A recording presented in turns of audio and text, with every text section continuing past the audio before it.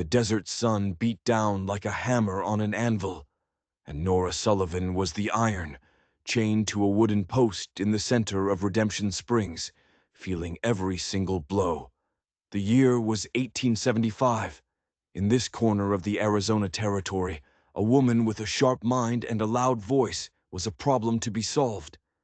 And Judge Montgomery was a man who solved his problems with iron and wood and public shame. Sweat and tears carved clean lines through the dust on her face. She lifted her chin, refusing to give them the satisfaction of seeing her break. They'd been walking by all morning, spitting at her feet, cursing her name, calling her every foul thing they could think of, words that stung worse than the blistering heat.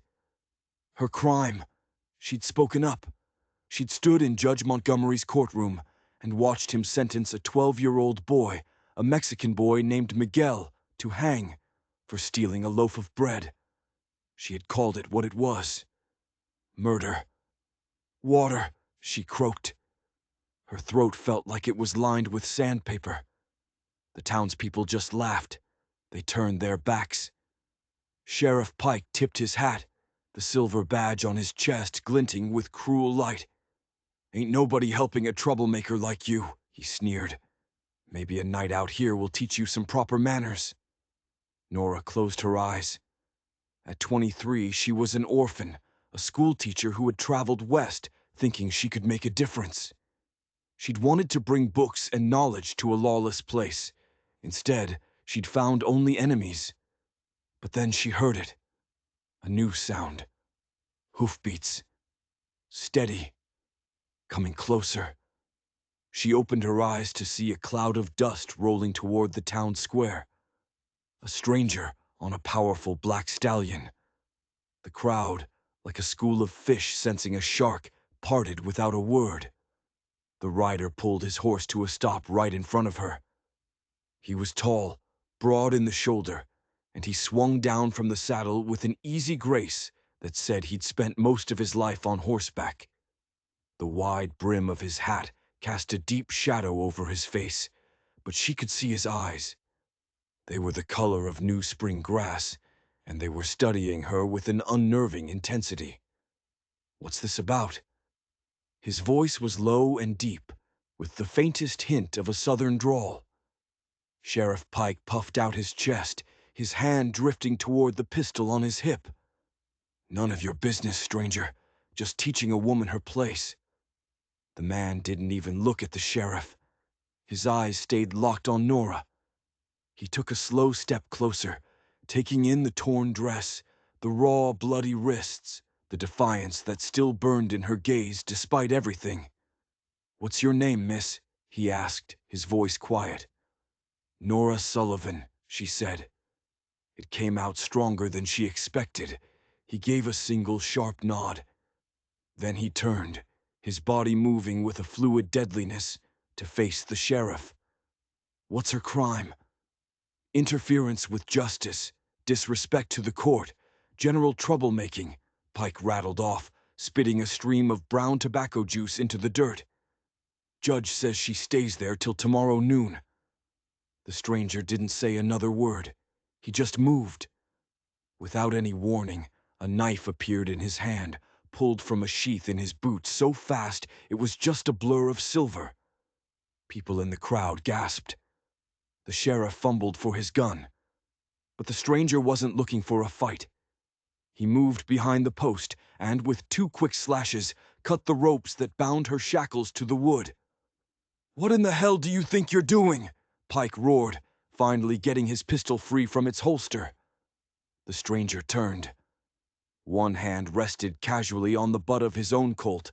The other reached out to steady Nora as her legs, weak from hours of standing, threatened to give out. "She's with me," he said.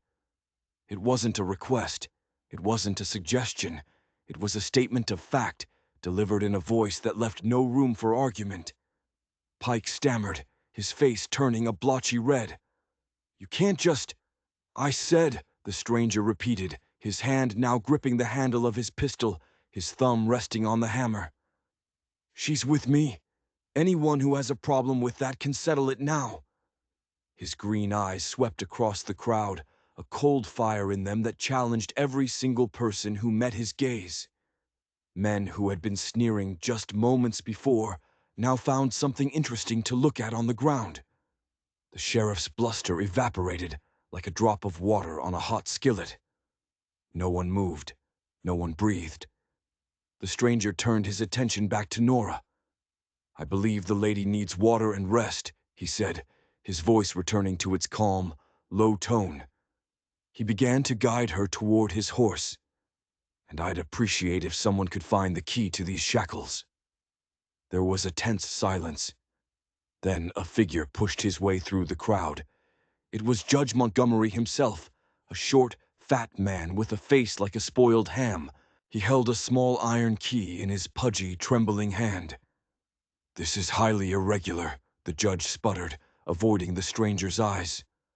"So is chaining a woman to a post in the desert sun," the stranger replied evenly, taking the key without a word of thanks. As he knelt to unlock the shackles, Nora got her first clear look at his face. He was younger than she'd thought, maybe 30. A strong jaw covered in dark stubble. A small white scar that cut through his left eyebrow, giving him a permanently dangerous look. He worked the key, and the heavy iron cuffs fell away from her wrists. The sudden freedom was so overwhelming, she nearly collapsed. His hands were there to catch her, strong and sure. His eyes met hers, and in that moment, something passed between them. A spark, a connection she couldn't name or explain. It felt like recognition, like meeting someone she'd been waiting for her whole life without even knowing it. "Thank you," she whispered, her voice hoarse. "But you don't know me. Why would you do this?" He didn't answer her question. He just lifted her onto his horse as if she weighed nothing. Then he mounted behind her, his arms a solid wall around her waist as he gathered the reins. "Name's Garrett Lane," he said, "and I believe we should be on our way before these fine citizens reconsider their hospitality." With a nudge of his heels, the black stallion moved, carrying them out of the town square and away from the stunned, silent crowd. Nora leaned back against Garrett's chest, too exhausted to fight, too shocked to question. She didn't know who this man was or where he was taking her. But for the first time in a very long time, she felt a flicker of something she'd almost forgotten. Safety. As Redemption Springs vanished behind them, a single thought echoed in her mind. This man, Garrett Lane, hadn't just appeared out of nowhere. Men like him didn't just happen to ride into dusty little towns at the exact right moment. He had come here for a reason, and she had a terrifying feeling that his reason and her trouble were somehow connected. The camp was tucked into a hidden canyon, a place you'd never find if you weren't looking for it. A small lean-to, a blackened fire pit, and a clear stream trickling over smooth stones. It was a place built for privacy, for hiding. "It's not much," Garrett said as he lifted her down from the horse, his hands lingering at her waist for a moment longer than necessary. "But it's private. Nobody comes up here." Nora sank onto a flat rock near the fire, her legs still shaking. "It's perfect," she said, and she meant it. "I can't thank you enough." Garrett didn't respond. He moved with a quiet efficiency, gathering kindling and starting a fire as if he'd done it 1,000 times. The flames caught, casting flickering shadows against the canyon walls. "You can thank me by telling me why half a town was happy to watch a woman bake in the sun," he said, his eyes fixed on the fire. Nora sighed, her fingers tracing the raw, chafed skin of her wrists. "I was the school teacher. I thought I could make a difference." She gave a short, bitter laugh. "Turns out men like Judge Montgomery don't appreciate being questioned, especially by a woman." "And you questioned him?" "He sentenced a 12-year-old boy to hang," she said, the anger returning, hot and sharp. "Miguel Ray, his family is starving. The drought killed their crops. He stole a loaf of bread, a single loaf of bread. I stood up in court and said it wasn't justice. It was murder. Garrett finally looked at her, the firelight dancing in his green eyes. His expression was impossible to read. That took courage. Or foolishness, she replied. What good did it do? Miguel is still in jail, waiting for the gallows, and I... She gestured to her tattered dress, her wounded wrists. What about the boy's family? Garrett asked, his voice low. His mother died last winter. His father works at the silver mine when they'll have him. Miguel has 3 younger siblings. He was just trying to feed them. Garrett nodded slowly, his gaze turning thoughtful as he hung a small pot of coffee over the flames. And you, no family to stand up for you. My parents died of fever when I was 16. I worked as a governess, saved my money, got my teaching certificate. Redemption Springs seemed like a chance, a new start. She smiled, but there was no humor in it. I should have known a town with a righteous name would be anything but. He handed her a tin cup of water. It was the best thing she had ever tasted. What about you? She asked after she drained the cup. What brings a man like you to a place like this? A shudder seemed to come down behind his eyes. I'm just passing through. On your way where? Wherever the trail leads. He poured coffee into 2 battered cups and handed one to her.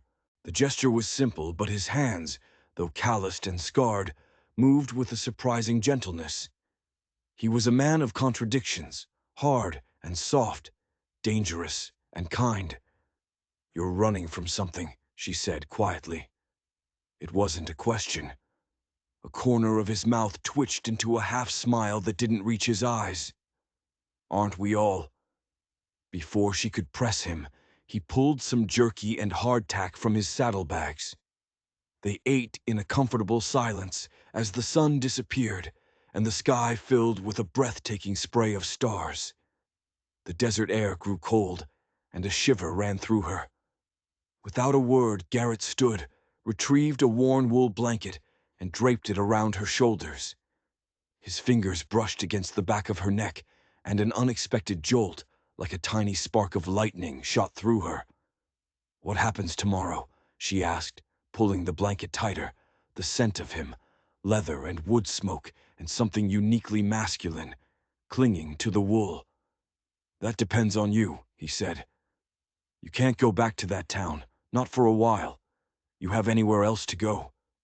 She shook her head. No one. But I can't just leave Miguel. Garrett's expression grew serious. The boy's hanging is set for 3 days from now. Then we have 2 days to figure something out. We? Nora raised an eyebrow. You've done more than enough, Mr. Lane. I can't ask you to get any more involved.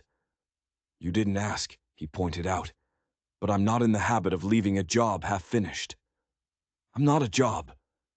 His eyes met hers across the flames, and the intensity in his gaze made her heart skip a beat. No, Miss Sullivan, he said softly. You certainly are not. Flustered, she looked away. We should get some rest. Take the bedroll, he said, gesturing to the lean-to. I'll keep watch. She was too tired to argue. The bedroll carried the same scent as the blanket, and as she drifted off to sleep, she was wrapped in the presence of this mysterious stranger. But sleep brought nightmares. She was back at the post, the sun burning her skin, the crowd laughing. She tried to scream, but no sound came out. Nora! The voice cut through the dream, and she woke with a gasp, trembling. Garrett was kneeling beside her, his hand on her shoulder, his face etched with concern in the faint glow of the dying fire. Tears were streaming down her face. Without thinking, she reached for him, needing the anchor of another person to pull her back to reality. He hesitated for only a second before gathering her into his arms, holding her against his solid chest as she sobbed. I'm sorry, she whispered, mortified.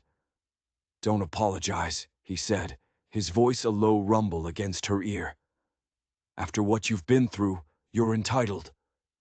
She pulled back, wiping her eyes. I just keep seeing his face. Miguel's face. He was so scared. Garrett was quiet for a long moment, his gaze distant. Then he seemed to come to a decision. Get some more rest, he said, his voice firm. Tomorrow, we start figuring out how to help the boy. You mean it? She asked, searching his face.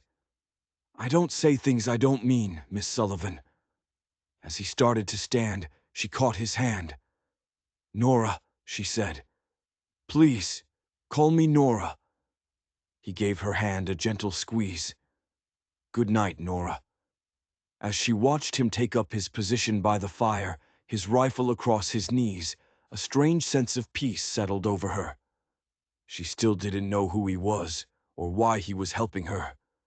But she knew one thing for certain. Garrett Lane was a man who understood injustice. He understood it in a way that felt personal. And a man like that wasn't just passing through. He was hunting. Dawn broke over the canyon, painting the rock walls in shades of impossible gold and crimson. Nora woke to the scent of fresh coffee and found Garrett by the stream, his back to her. His shirt was off, hanging from a bush, and the morning light revealed a horrific tapestry of scars crisscrossing his back. A web of old white lines and newer, angrier pink ones. They weren't battle scars. They were the marks of a whip. He must have sensed her presence. He glanced over his shoulder, and when he saw her, he quickly reached for his shirt, his movements stiff and guarded. I'm sorry, she said, turning away. I didn't mean to. It's nothing, he said, his voice gruff. Coffee's hot.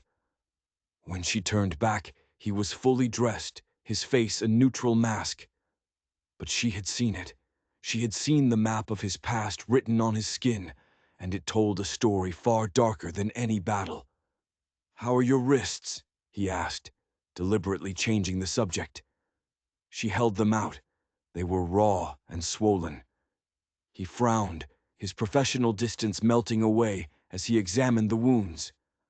I've got a salve for that, he said, his touch surprisingly gentle. We need to clean them properly.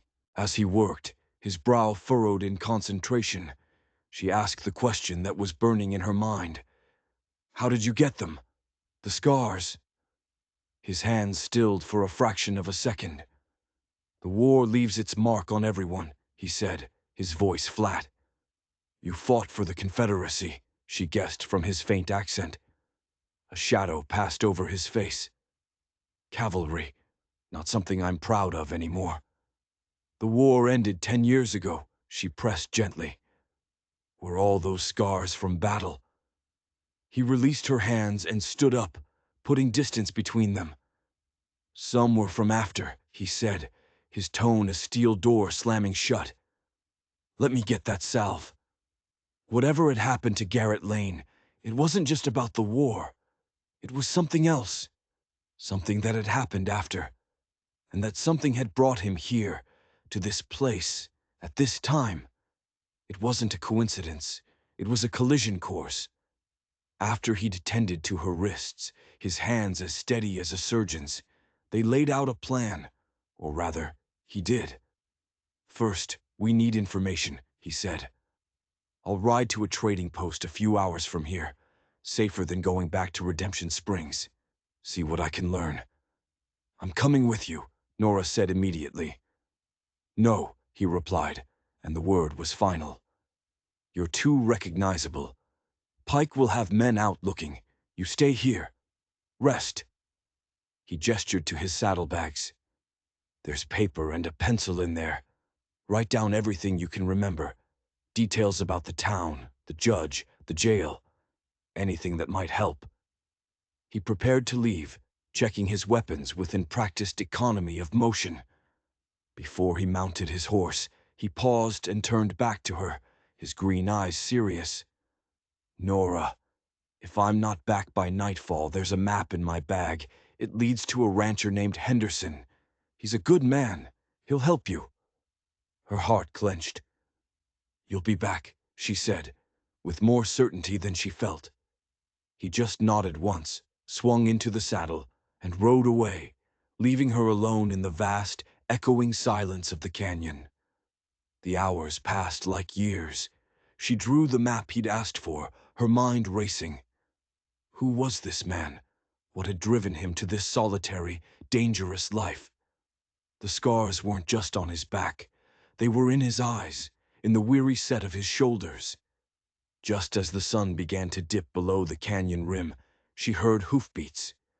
She grabbed the spare pistol he'd left her and hid behind a boulder, her heart hammering against her ribs. It was Garrett, but he was slumped in the saddle, and a dark stain was spreading across his left sleeve. "Garrett!" she cried, rushing forward as he nearly fell from his horse. "I'm all right," he grunted, but his face was pale. "Just a graze."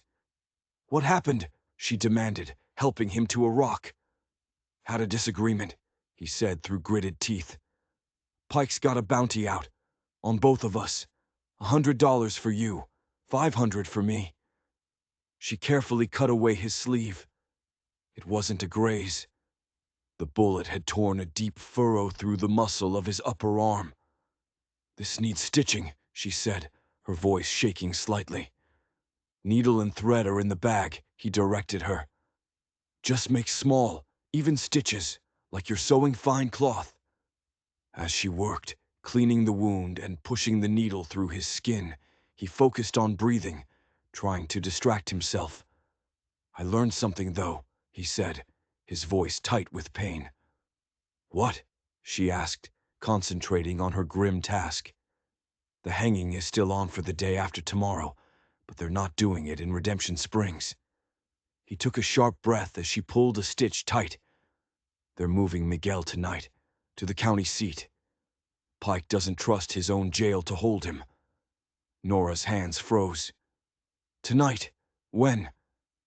Garrett looked her straight in the eye, the pain forgotten for a moment, replaced by a cold, hard urgency. "Midnight," he said.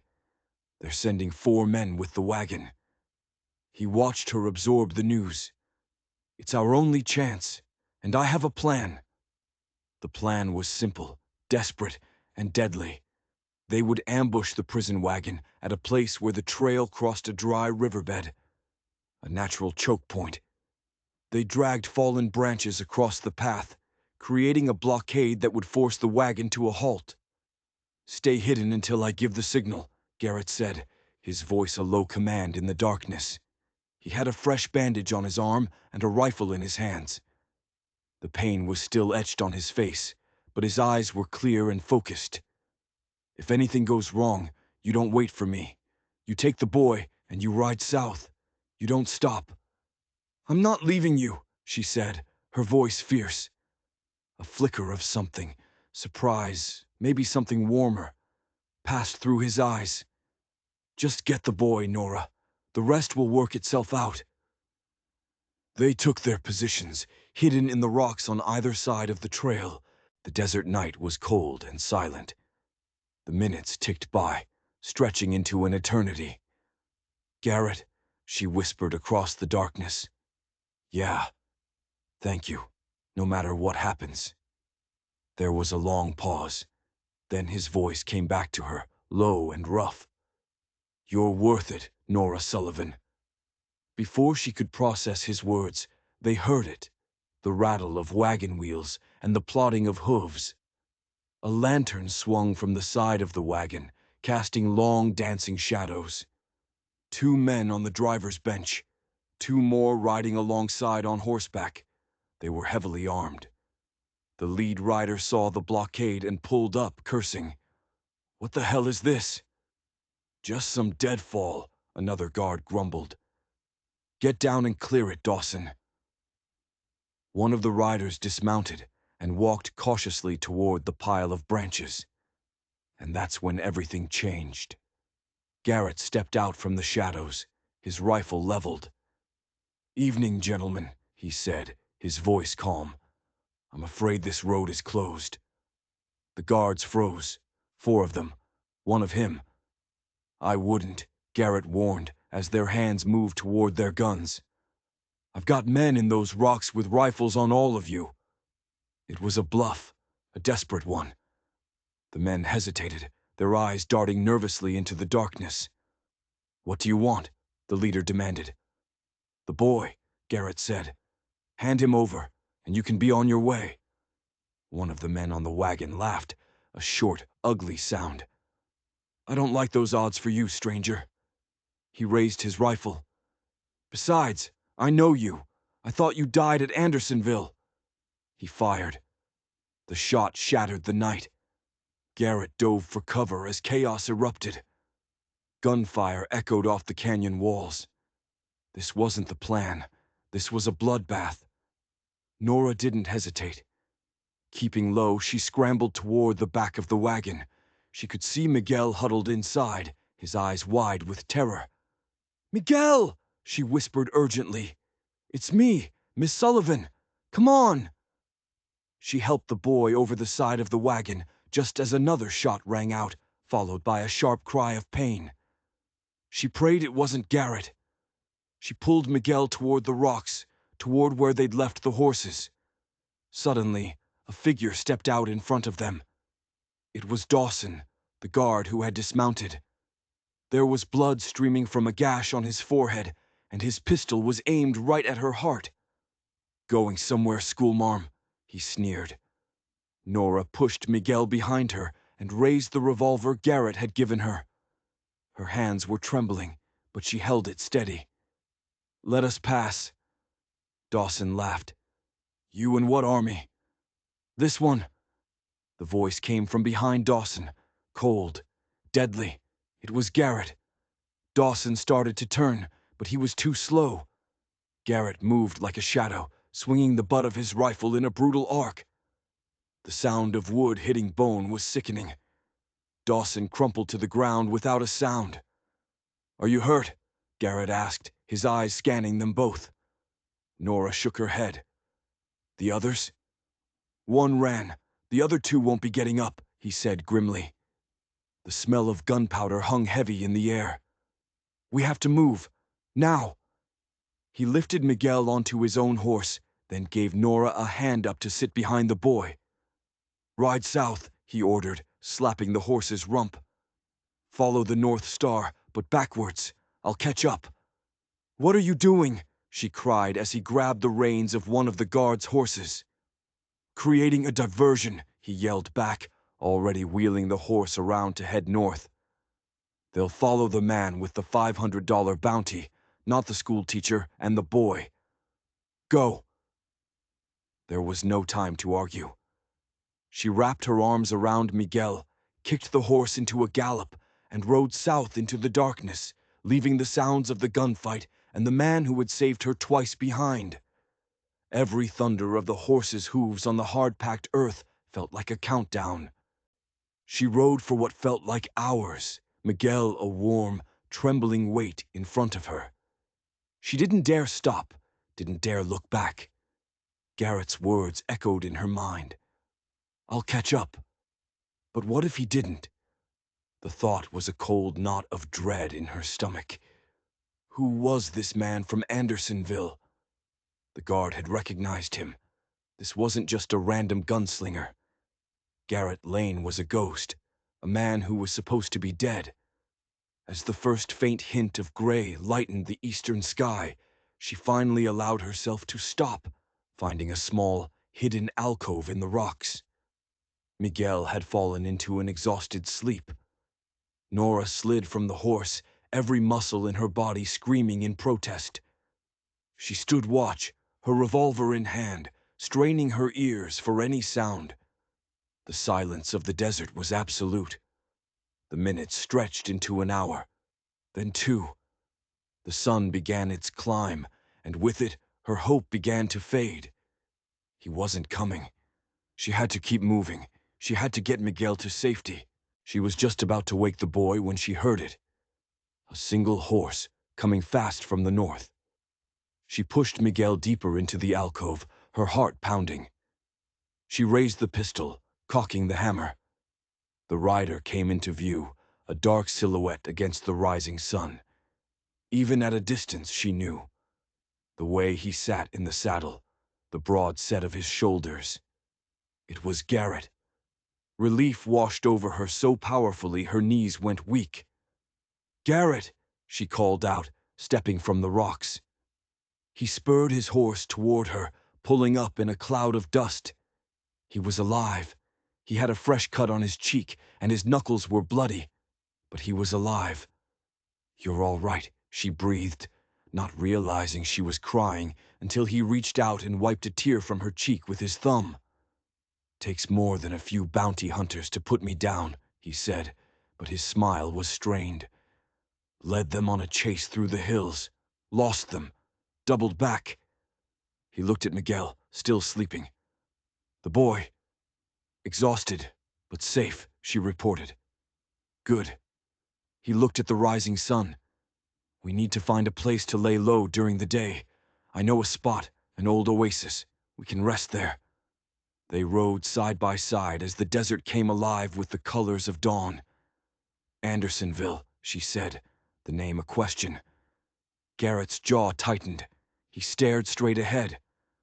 "A long time ago. The guard knew you. He said you were supposed to be dead."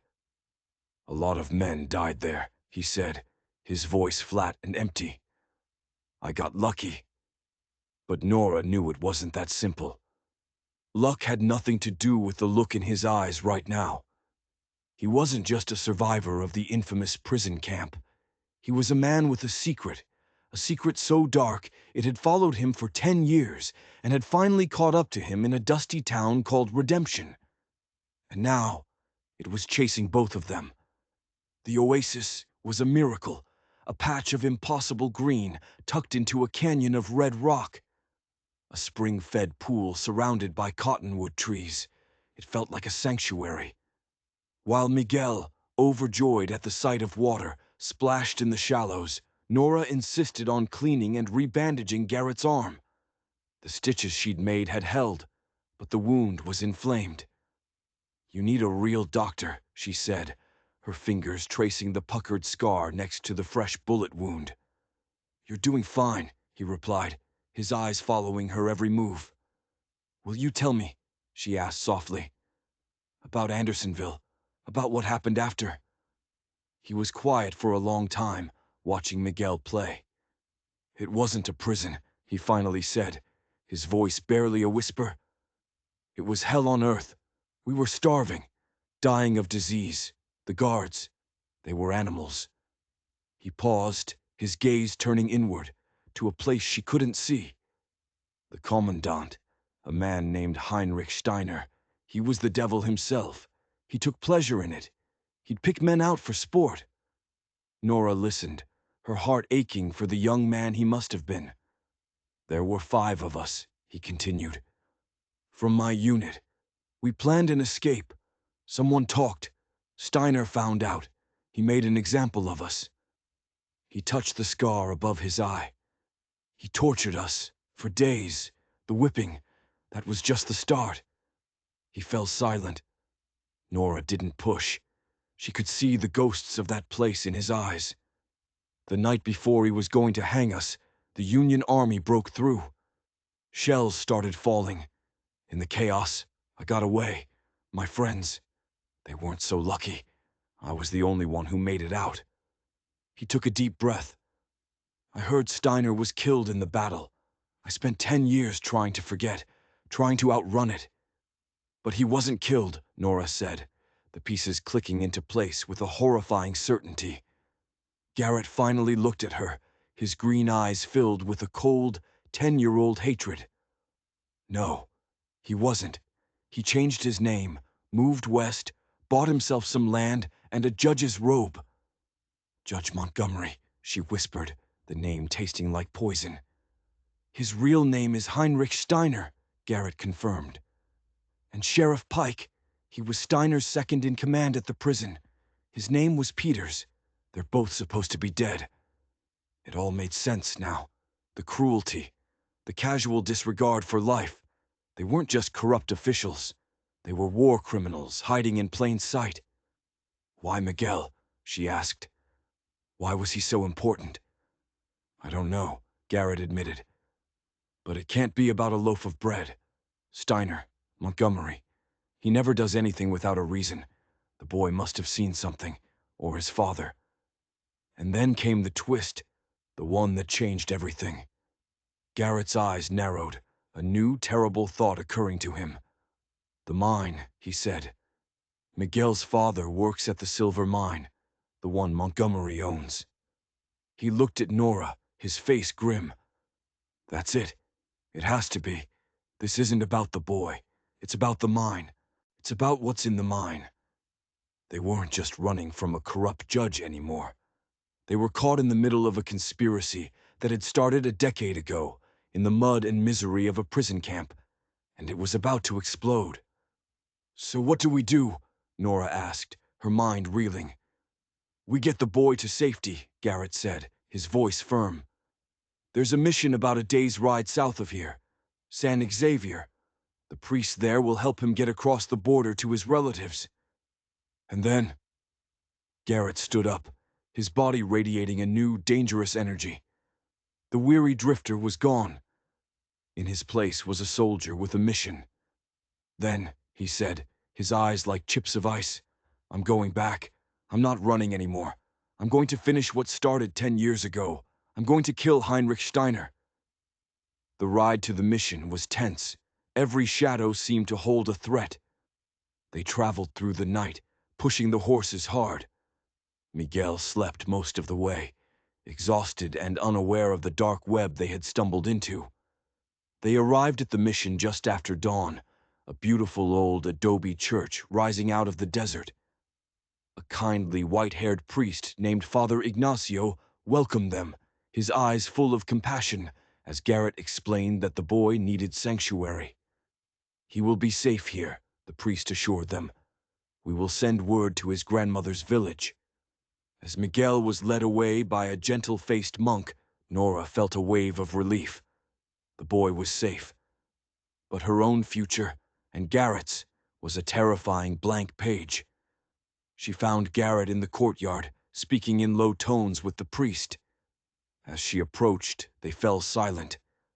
I was just explaining to Father Ignacio that you'll need to stay here for a while, Garrett said, not looking at her. Until I'm sure Pike and his men aren't still looking for you. The words hit her like a physical blow. You, not we. And what about you? She asked, her voice tight. I'm leaving, he said. This afternoon. My presence here puts the mission in danger. You're going back to Redemption Springs. He finally met her eyes, and what she saw there scared her. It was a man walking toward his own death. It's my fight, Nora, not yours. Father Ignacio tactfully excused himself, leaving them alone in the quiet courtyard. So that's it, she said, anger and hurt warring inside her. You saved my life.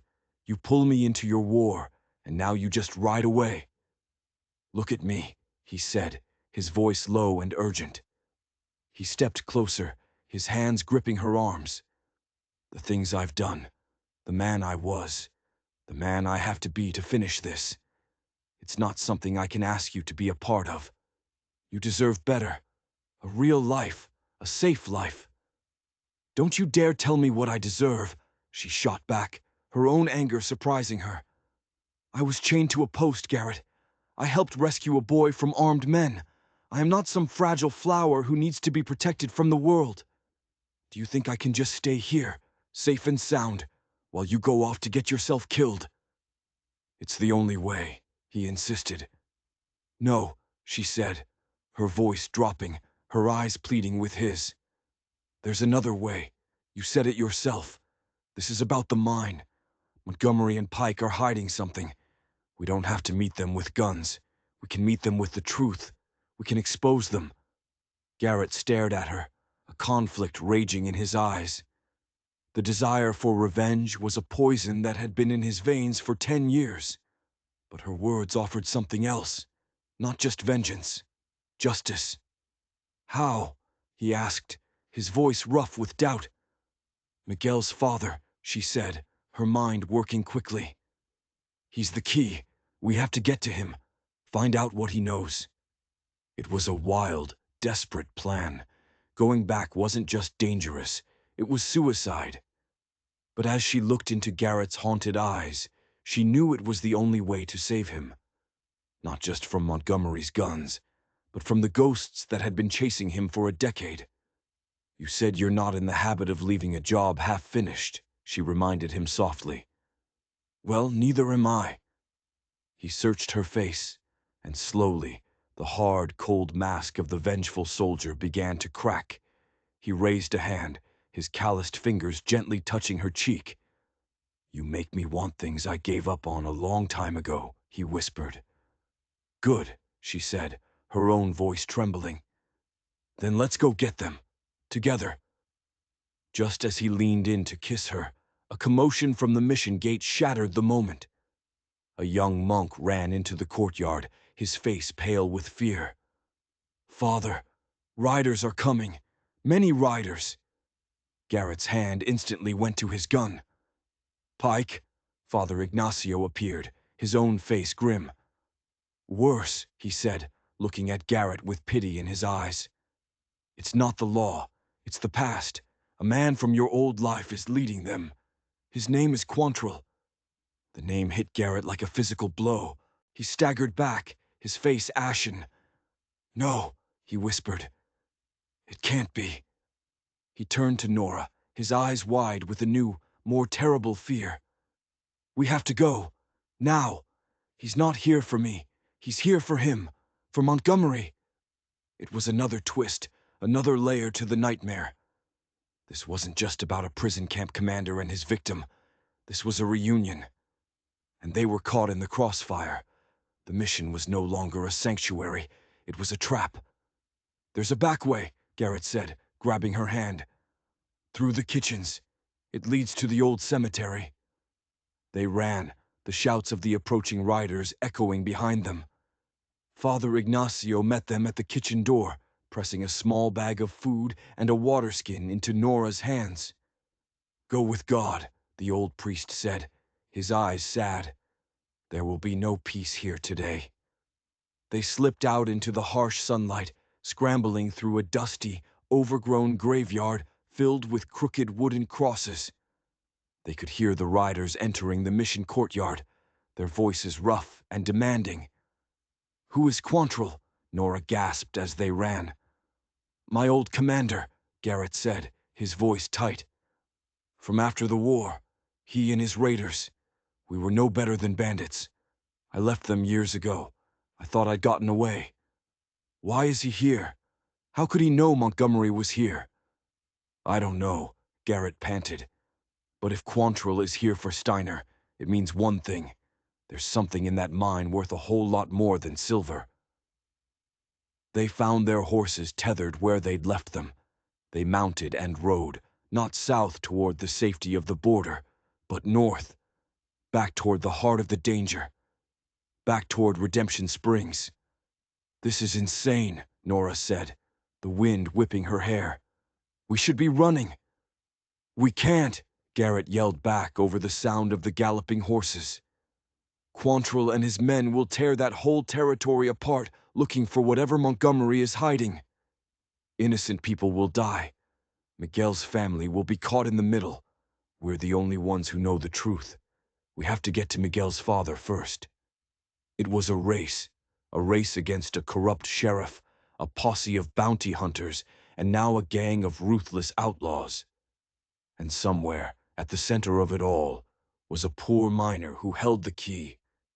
They rode for 2 days, pushing themselves and their horses to the limit, sleeping in short, fitful bursts. They traveled by night, hiding during the day. In those quiet, stolen moments, they grew closer. He told her about his life with Quantrill's raiders, the things he'd done that he could never take back, the guilt that drove him. "When I rode away from them, I made a promise," he said one evening, his eyes on the campfire, "that I would spend the rest of my life trying to balance the scales."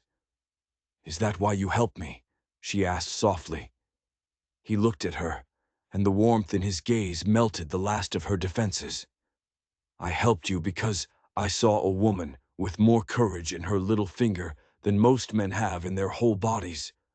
I helped you because, for the first time in a long time, I saw something good, something worth fighting for.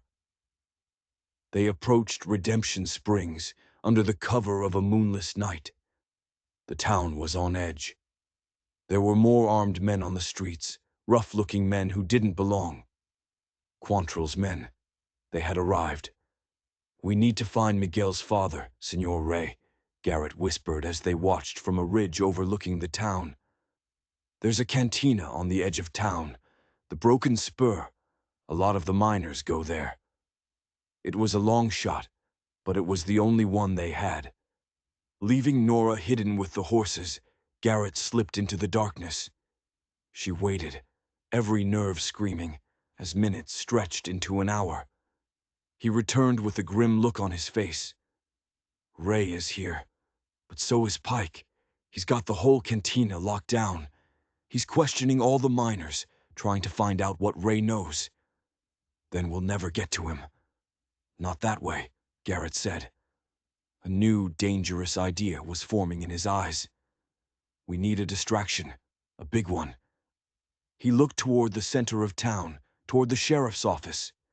"If Quantrill and Pike are both after the same thing, maybe we can get them to take care of each other." The plan was audacious. Nora would sneak into the Mexican quarter of town, find Senor Rey's small house, and warn his family. Meanwhile, Garrett would pay a visit to Quantrill's camp just outside of town. He would tell the outlaw leader that Sheriff Pike had already found whatever they were looking for and was hiding it in the jail's evidence lockup. "It'll be a bloodbath," Nora said, her voice trembling. "They're all killers," Garrett replied, his face hard. "Let them kill each other. It's the only chance Ray and his family have." They synchronized their watches. They would move in 30 minutes. "Nora," he said, grabbing her hand, "if this goes wrong—" "It won't," she said, cutting him off. She leaned in and kissed him, a desperate, fierce kiss. "Come back to me." "Always," he whispered. Then they separated, melting into the shadows on opposite sides of the town. Nora's heart was a frantic drum against her ribs as she slipped through the darkened streets. She found the Ray house, a small, neat adobe hut. She was about to knock when the door creaked open. It was Senor Ray. His face was filled with fear. "Miss Sullivan," he whispered in shock. "What are you doing here? It is not safe." "I know," she said quickly. "You and your children are in terrible danger. You have to leave, tonight." Just as she said it, they heard the first gunshot from the center of town. Then another. Then a full-blown firefight erupted. Garrett's plan was working. "What do you know about the mine?" she asked Ray urgently. "Why does Montgomery want you silenced?" Ray wrung his hands, his eyes darting nervously toward the sound of the battle. "It is not the silver," he said, his voice low. "Years ago, before Montgomery bought the mine, there was a cave-in. My brother was trapped. Before he died, he told me what he found. A hidden chamber. It was filled with gold. Gold. Not just any gold," Ray said, his voice dropping to a whisper. "Army gold. From the war. A Union payroll that went missing. Enough to make a man a king. The missing payroll, that's what Quantrill was after. And Montgomery, or Steiner, had been sitting on it for years, a secret king in a dusty town." Suddenly the front door burst open. Sheriff Pike stood there, his face a mask of fury, his gun leveled at them. "Well, well, well," he sneered. "Look what we have here. The runaway schoolmarm, and the little canary who's about to sing." The firefight in the town square was a diversion inside a diversion. Pike had never been there. He'd been waiting here. For them. It was a trap. "Where's Lane?" Pike growled, grabbing Nora and pressing the cold barrel of his gun to her temple. "I don't know," she gasped. "Liar!" he roared. Behind him, two of his deputies herded Senor Ray and his terrified children into the small room. Pike was losing control. The battle raging outside meant Quantrill was here, and Pike's comfortable world was about to end. He was desperate. "You're going to tell me what you told her," Pike snarled at Ray. "About the gold." Suddenly, a voice came from the darkened doorway behind the deputies. "Why don't you ask me instead, Peters?" It was Garrett. He stood there like an avenging angel, a pistol in each hand. The two deputies spun around, but they never had a chance. 2 shots echoed in the small room, deafeningly loud. The deputies crumpled to the floor. Pike shoved Nora away and fired at Garrett. But Garrett was already moving, diving behind a small table. Splinters flew as Pike's bullet tore through the wood. "It's over, Peters," Garrett yelled. "Quantrill has you surrounded. Give it up." "Never!" Pike screamed, firing wildly. From the floor, Nora saw her chance. Pike was focused on Garrett. She scrambled to her feet and threw the only thing she could reach, a heavy iron skillet from the hearth. It struck Pike square in the back of the head. He staggered, his shot going wide. It was the opening Garrett needed. He fired once. The shot was clean. Sheriff Pike, the brutal guard from Andersonville, fell face down, dead. There was no time for relief. The gun battle outside was getting closer. "We have to go," Garrett said, pulling Nora to her feet and grabbing the children. "Through the back." They burst out of the house into a narrow alleyway just as a group of Quantrill's raiders rounded the corner. They were trapped. "Well, well, Garrett," a voice drawled. A tall, charismatic man with cold, dead eyes stepped forward. "William Quantrill. I heard you were back from the dead, and it looks like you found the prize for me." His eyes flicked to Senor Ray. "It's over, Quantrill," Garrett said, pushing Nora and the family behind him. "The gold is gone. Is that so?" Quantrill smiled, a chilling, predatory expression. "I think this man here would disagree, and even if he doesn't, I'll enjoy killing the man who deserted me, and the woman who's with him." It was a standoff. 10 of them. 1 of him. And then another player entered the game. "Drop your weapons," a voice boomed. From both ends of the alley, men appeared. Not outlaws, not deputies. They wore the uniform of the United States Army. And at their head was a man with a U.S. Marshal's badge pinned to his chest. Quantrill and his men were stunned. So were Garrett and Nora. "William Quantrill," the Marshal said, his rifle aimed at the outlaw's heart. "You and your men are under arrest for treason, murder, and robbery."